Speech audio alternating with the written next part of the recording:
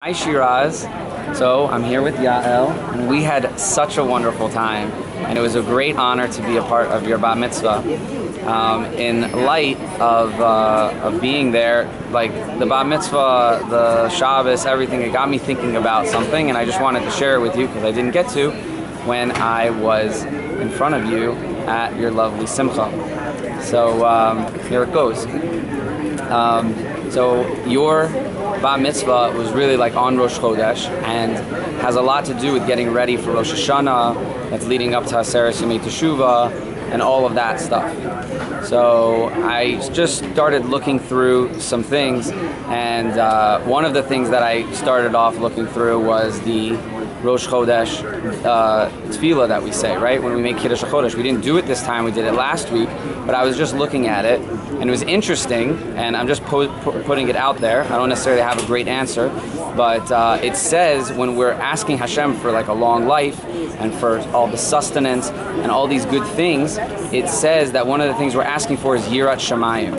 And then when it says that we don't want to be embarrassed anymore, it repeats it again, and it says that we request Yirat Shamayim. Interestingly enough, everyone knows that it means fear of heaven, so it really means having the fear in God, but nowhere in the Torah do we ever see the term Yirat Shamayim.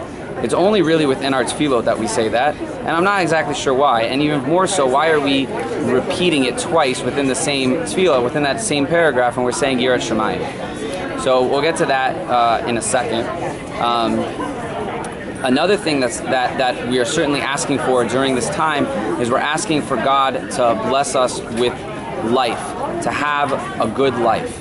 And in the Parsha that you read, Parshat Re'eh, it talks about how if you go one way, there's going to be a blessing for you. If you go another way, there's going to be curses for you. There's basically going to be a path for you to choose. And we're always told to go by the way of life. If you look a little bit further on in the Torah, in Parshat Nitzavim, it has almost identical phraseology as was in your Torah portion. But there, HaKadosh Baruch Hu, the Medrash tells us, is giving us an instruction, Ubacharta B'chaim, that to choose life. And I think that there's a very deep lesson to be had there.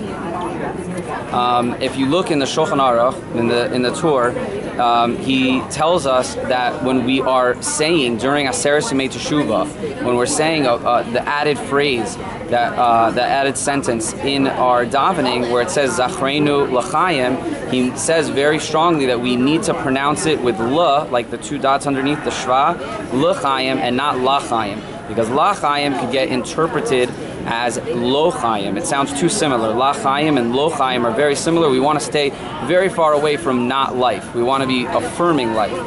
And he says to be very cautious with that. Make sure that you say Zachreinu L'chaim, not Zachreinu La Chaim. Not for so much the meaning is changed, but only because of what it could imply, what it could mean.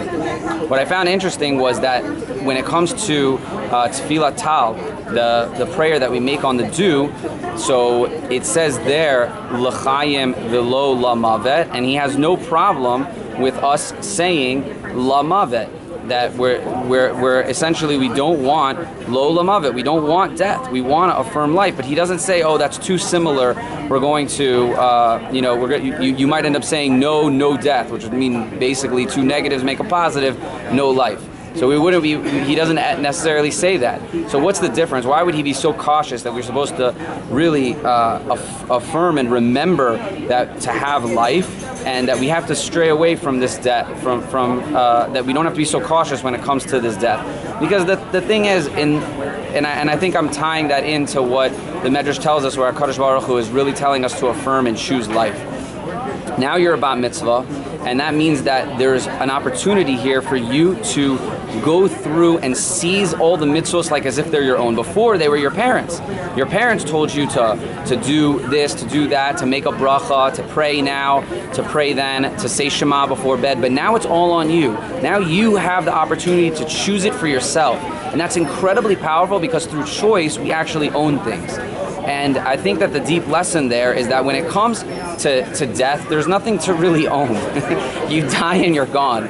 But when it comes to life, we have to be very, very careful. We don't just go about living. It's just that, oh, we happen to be creatures and we're breathing and we have the opportunity to buy something new every week or whatever it is. That's not what it means to live. To live means to live by the choices you make, by the moral choices you make. And when you can affirm those choices, you are said to be living as a true Jewish-ess. How do you say that? A Jewish Jew-ess. And that's what we're really trying to bring out during this time. And I think that one of the most basic things that we have is we have the ability to make brachot. And brachot, on their most elementary level, are a way of saying to Hashem, thank you. And I actually want to take a moment and say thank you, because sometimes you don't realize like how you inadvertently make people have to think more than they did in the past. So one of the things that I had to think about was, so you have this gluten allergy. Everyone was definitely like, you vocalized it, you expressed it, and so well to me. Like, you just have such a good grasp and a knowledge. You're just very articulate, much more so than I am in this video to you.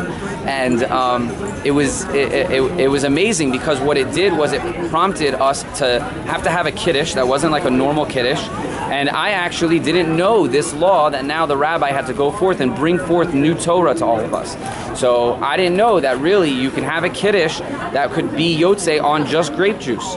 And I thought you needed to have something mezonot, or you needed to have a piece of bread. And really, I want to say that it was like inadvertent. I don't think you necessarily intended it to be so. But after, davening was over, after the kiddush, after we all had a meal, after even mincha, the rabbi went into a whole shir all about this idea of being able to be yotzei kiddush on different things.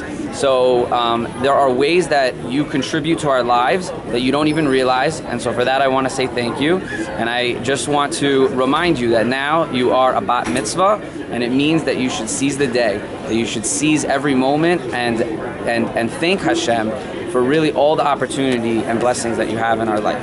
And we were really honored to be there. So thank your parents. We love them a lot. We miss them. Hi Shoshana, hi Eugene, and Zach. We're very sad to leave. As you can see, we're in the airport and I can't stop thinking about you. So thank you very much. Mazel tov.